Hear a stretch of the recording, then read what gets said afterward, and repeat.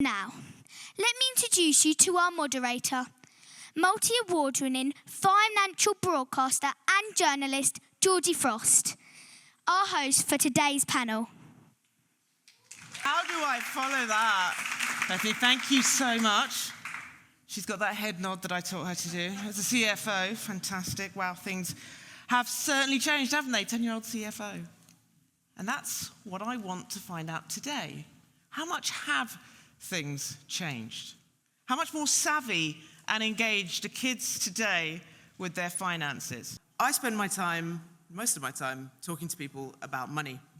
What we earn, how we earn, save, spend, what we stress about, and also, oftentimes, what we wish we had known when we were younger. Oh yes.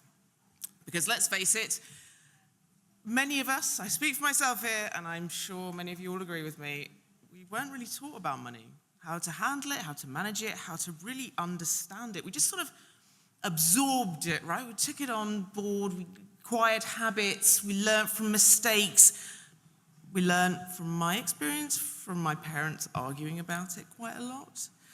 So Kids Know Best have done what they do best. And they've spoken to a lot of 7 to 14-year-olds to get an idea just how kids feel about money today. And bearing in mind, these are kids born in the wake of a great financial crash, 2008 financial crash, a Brexit, COVID, and a cost of living crisis. And the findings, I think, are a mixture of hope and a mixture of heartbreak. So 1 in 3 kids they found are already anxious about whether they'll be able to afford basic needs in the future. Half feel pressure to save, not for a rainy day, but for safety. And over half say that money directly affects their happiness. Now, I find that hugely significant. While the vast majority of kids are going to their parents for information about money, let's be honest with ourselves, mum and dad often don't have the tools, often don't have the confidence, and they're sometimes passing on fear, not wisdom. Financial education is finally being taught in schools, but it's patchy, and only 8% of kids say that's where they learn the most about money. So into this void, what do we have? We have TikTok, we have YouTube, social media.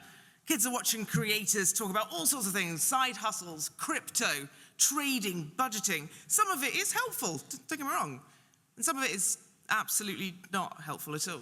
At the moment, 40% of kids say that they trust that, and I reckon we're likely to see a big increase unless we step up. Because kids do want to learn, we know that, but they want to learn from real people, not just textbooks. And amazingly, they're doing it already. 2/3 say they're reselling clothes, toys, and games online. Pocket money is so last season. It's all about earning now. In a moment, we'll hear from some more of those young voices.